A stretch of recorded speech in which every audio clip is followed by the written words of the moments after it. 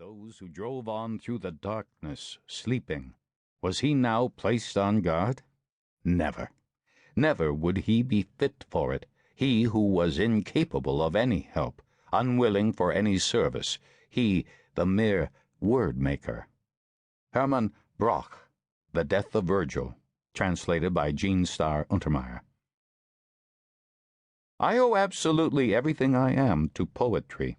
All I know about the pronunciation and spelling of words, all I know of geography, history, and philosophy, and all I know of true thought and feeling. Robert Frost, to Louis Untermeyer, October 12, 1939. Donald Hall.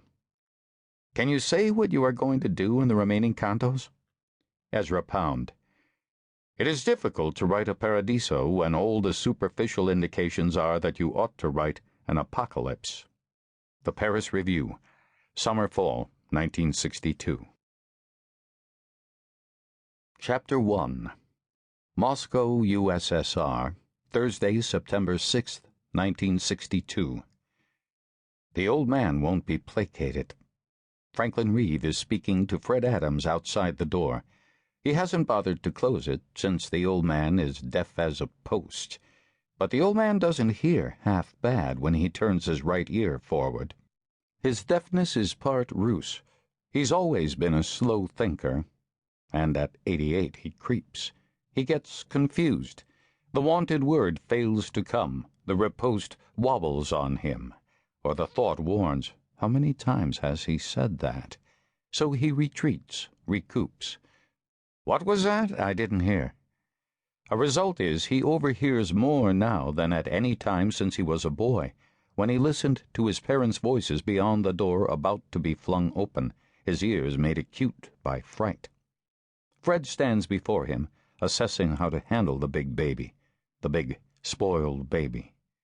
Well, goddamn him. Yes, he won't be placated. And why should he be? Dobrynin invited him here.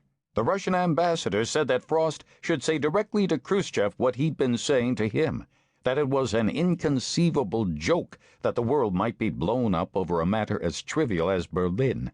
Does that mean nothing? Russia is top down. Dobrynin speaks on cue. Khrushchev's man invited Frost to come to Russia and speak to Khrushchev on a matter that might save the world. A plane flew him to Moscow. A Russian car drove him to the Russian hotel.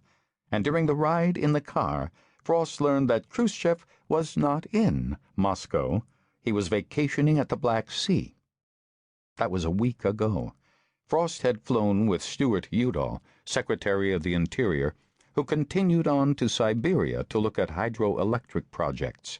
Frost was dragged to an elementary school, a poet's apartment, a palace in St. Petersburg, all the time asking, when will I see Khrushchev? Is he back? Are we going to the Black Sea? I have something to tell him right off, this and that, a proposal, an offer, an invitation. If he's the man I think he is, he'll understand.